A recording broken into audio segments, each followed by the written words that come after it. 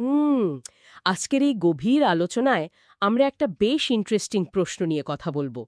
আমাদের এই যে সবচেয়ে কাছের সম্পর্কগুলো, মানে এগুলো কি আসলে ভালোবাসার মোড়কে লুকানো কোনো ব্যবসায়িক চুক্তি? এটা কিন্তু খুব দারুণ একটা প্রশ্ন। হ্যাঁ, তো সমাজ আমাদের যেসব দায়িত্ববোধ ছোটবেলা থেকে গিলিয়ে দেয়, সেগুলো কি আসলেই আমাদের, নাকি শুধুই কিছু চাপিয়ে দেওয়া চিত্রনাট্য?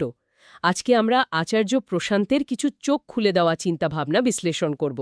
বিশেষ করে আত্মজ্ঞানের মাধ্যমে কিভাবে এই সামাজিক গোঁড়ামিগুলো চেনা যায় আর এই নকল আসক্তিগুলো থেকে নিজেকে মুক্ত করা যায়। একদম।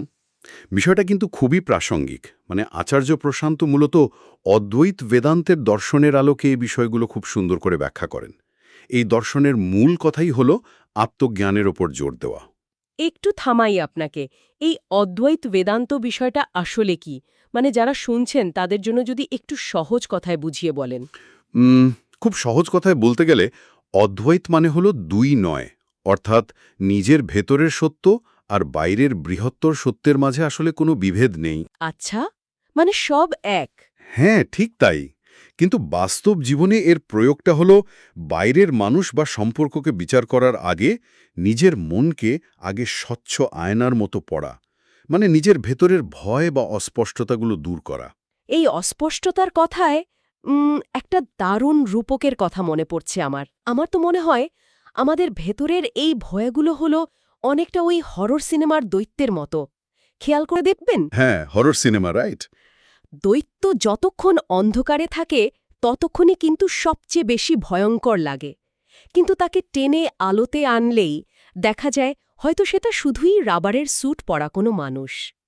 আমাদের সম্পর্কে সমস্যাগুলোও কি এই অন্ধকারের মতোই অস্পষ্ট নয়? চমৎকার একটা তুলনা দিয়েছেন তো। আসলে ভয় সবসময় এই অস্পষ্টতার বা ভেগনেসের আড়ালেই লুকিয়ে থাকে। সমাজ আমাদের পরিবার বা দায়িত্ব বা কর্তব্য এমন বড় বড় কিছু শব্দ গিলিয়ে দেয়। কিন্তু এগুলোর কোনো স্পষ্ট সংজ্ঞা তো আমাদের জানা নেই। একদমই জানা নেই। আচার্য প্রশান্ত একটা দারুণ ঘটনার কথা বলেন। একবার একটি খুব গুরুত্বপূর্ণ আলোচনা চলছিল, সেখানে হঠাৎ এক নারী মাঝপথে উঠে যেতে চাইলেন। আচ্ছা, কেন? তাকে কারণ জিজ্ঞেস করায় তিনি শুধু বললেন যে আমি তো কারো স্ত্রী, আমাকে যেতে হবে। ও, মানে এই যে স্ত্রী শব্দটার আড়ালে তিনি লুকিয়ে পড়লেন, এটা কিন্তু এক ধরনের মানসিক দাসত্ব। তিনি কাজটার যুক্তির চেয়ে লেমেলটাকে বেশি বড় করে দেখলেন। ঠিক তাই। সমাজ এভাবেই আমাদের শেখায়। আর এখান থেকেই আমাদের একটা কার্যকরী পদক্ষেপ নেওয়ার আছে। ভয়কে টেনে আলোতে আনতে হবে। মানে প্রশ্ন করতে হবে, তাই তো? হ্যাঁ, যখনই মন বলবে এটা আমার দায়িত্ব, তখনই ক্রমাগত নিজেকে প্রশ্ন করতে হবে এর মানে কি? ঠিক কি কারণে এটা আমার দায়িত্ব? এই প্রশ্নটা করলেই অন্ধকারের দৈত্যটা আলোতে চলে আসবে। যারা শুনছেন তারা হয়তো ভাবছেন যে তাদের নিজেদের জীবনের সম্পর্কগুলো কি এই একই ভয় বা লেবেলের উপর দাঁড়িয়ে আছে। কারণ আমরা তো সম্পর্ক বলতে ভালোবাসাকেই বুঝি। রাইট। কিন্তু এই শব্দের অস্পষ্টতা ভালোবাসার ধারণাকেও তো বিষাক্ত করতে পারে, তাই না? অবশ্যই পারে। আচার্য প্রশান্ত একটা বেশ তীক্ষ্ণ উদাহরণ দেন এটা বোঝাতে। তিনি বলেন, আমি আমার সঙ্গীকে ভালোবাসি এবং আমি চিকেন খেতেও ভালোবাসি। চিকেন খেতে ভালোবাসি। এক সেকেন্ড, মানুষের সম্পর্কের সাথে চিকেনের তুলনা, এটা তো শুনতে বেশ অস্বস্তিকর লাগছে। অস্বস্তিকর হলেও এটাই সত্যি। এর মানে কি আমরা মানুষটাকে ভালোবাসছি না, বরং সে আমার কি প্রয়োজন মেটাচ্ছে আর্থিক বা আবেগগত, আমরা সেই সুবিধাটাকে ভালোবাসছি? ঠিক যেমন চিকেন আমাকে স্বাদ দেয় বলে আমি চিকেন ভালোবাসি। এটাই হলো সবচেয়ে বড় সত্য। এই ধরনের ভালোবাসা আসলে অপরকে নিজের স্বার্থে ভোগ করারই একটা রূপ। সমাজ নারী ও পুরুষকে দুটো সম্পূর্ণ ভিন্ন প্রজাতির মতো তৈরি করেছে। মানে পুরুষকে কঠোর আর নারীকে কোমল হতে হবে, এমন কিছু?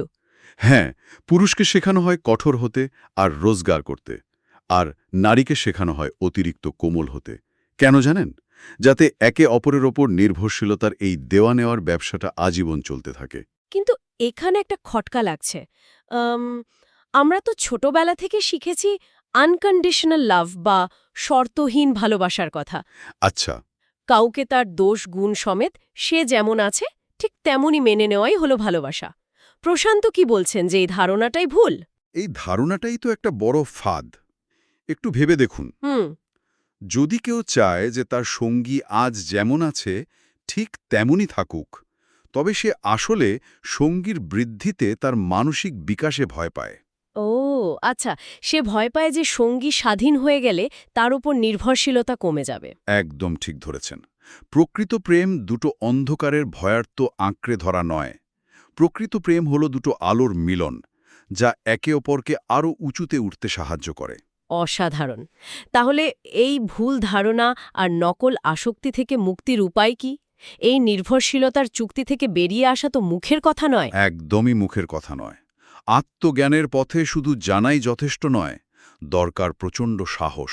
সাহস, রাইট। আমরা অনেকেই সত্যটা জানি, কিন্তু কাপুরুষের মতো ভয়ে পিছিয়ে যাই। এই শেকল ভাঙার একটা বড় পদক্ষেপ হল নিজের পরিবেশ পরিবর্তন করা। পরিবেশ পরিবর্তন বলতে? প্রশান্ত এখানে খোলা নর্দমার একটা রূপক ব্যবহার করেন। দুর্গন্ধযুক্ত খোলা নর্দমার কাছে যেমন কেউ স্বাদ করে বাড়ি বানায় না, ঠিক তেমনি বিষাক্ত মানসিকতার মানুষদের পরিবেশ থেকেও নিজেকে সরিয়ে নিতে হয়। কিন্তু বাস্তবে কাজটা তো অনেক কঠিন। বিষাক্ত পরিবেশটা হয়তো নিজেরই পরিবার বা কাছের মানুষদের। সেখান থেকে সরে আসতে চাইলে তো সমাজ স্বার্থপর বলবে। বলবেই তো। আর এখানেই সাহসের পরীক্ষা। নর্দমার পাশে দাঁড়িয়ে দুর্গন্ধকে পারফিউম দিয়ে ঢাকার চেষ্টা করাটা বোকামি। হ্যাঁ, এটা একটা দারুণ কথা বলেছেন। পারফিউম দিয়ে নর্দমার গন্ধ ঢাকা যায় না। সমাজ আপনাকে অনেক কথা শোনাবে, কিন্তু নিজের মানসিক মুক্তির জন্য সাহসের সাথে সেই পরিবেশ বদলাতেই হবে। তার মানে এই মুক্তি কোনো জাদুকরী ঘটনা নয়। এটা হলো নিজের ভেতরে সেই আগুনকে চেনা যা সামাজিক রীতিনীতির শেকল ভাঙতে প্রস্তুত।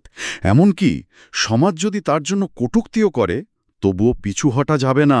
একেবারে। তো অস্পষ্ট শব্দের ধোঁয়াশা থেকে বেরিয়ে আসা, এই লেনদেনমূলক ভালোবাসার স্বরূপ চেনা এবং পরিশেষে আত্মবিকাশের জন্য সাহসের সাথে সঠিক পরিবেশ বেছে নেওয়াই হল সত্যিকারের স্বাধীনতা। ঠিক এটাই প্রশান্তের দর্শনের মূল কথা। আজকে আমরা অনেকগুলো গভীর বিষয় নিয়ে কথা বললাম।